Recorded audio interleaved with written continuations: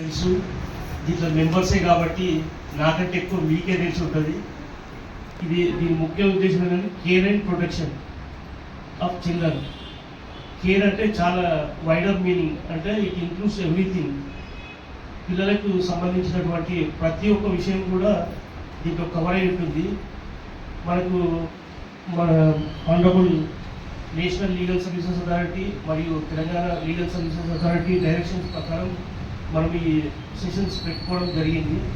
దీంతో ముఖ్యంగా మన గవర్నమెంట్ ఆర్గనైజేషన్ నుంచి, గవర్నమెంట్ సంస్థల నుంచి వచ్చినటువంటి స్పీకర్స్ వాళ్ళు మీకు సెన్సిటైజ్ చేస్తారు.